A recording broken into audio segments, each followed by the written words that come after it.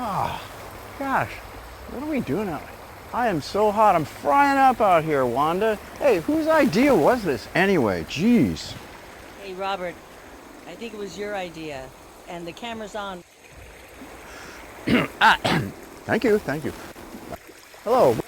Maybe you are wondering what Wanda Borland and Robert Coffan are doing out here at 5 o'clock in the afternoon on Friday, August 30th, along the banks of Bear Creek, roasting away out here in the sunshine. Well, as you probably know, our native trout and salmon population are really stressed by the summertime heat, just like we are. And Bear Creek is known to get way too hot for them as it flows through our valley. Fish folks, they say that 64 degrees Fahrenheit is about the upper danger limit when salmonids start to become stressed. But maybe you've also heard that there's some very special springs along this particular stretch of Bear Creek that create several small, mostly unnamed streams that provide clear, cold water all year round into Bear Creek. Thankfully, this provides a safe haven for our temperature-stressed fish to stay cool. Well, I decided to drag Wanda out here to verify that.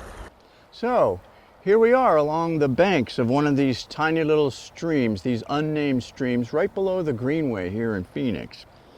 And we're going to take a snapshot today of what's going on and how the temperature of this little stream might be affecting what's going on in Bear Creek. But first, we need to check ambient air. Let's see how hot it is. I mean, I've been whining for a long time, but maybe it's not that hot today. Let's see what the ambient air on this thermometer has to say. So let's let everything come into equilibrium here. What are we at? Oh my gosh, can you see that, Wanda? 107 degrees, 106, about 107 degrees Fahrenheit. No wonder I'm so hot out here. Okay, let's now take the temperature of this little unnamed stream. All right, we've waited a little while here. Wow, can you see that? 64.0 degrees Fahrenheit. What did we say the upper danger limit was for the salmonid? I think it was 64 degrees. Well, this is a very good sign. Now, let's move on down and see what's going on in Bear Creek.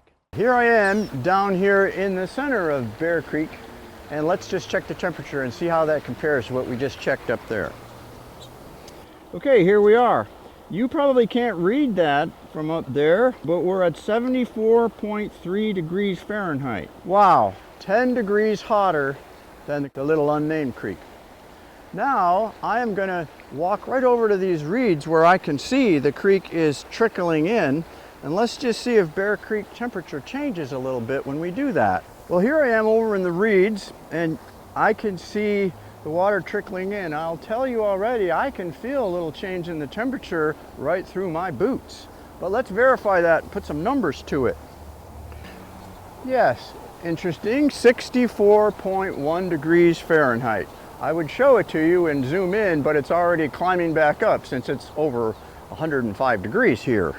So, isn't it amazing that these little unnamed streams provide this cold water and it slowly flows into Bear Creek?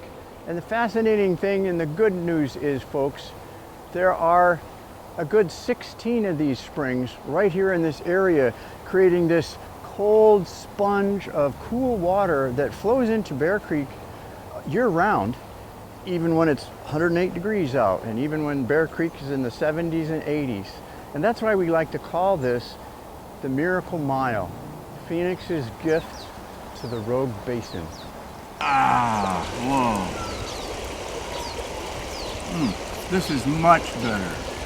You know, I can see why our fish need a break from the heat.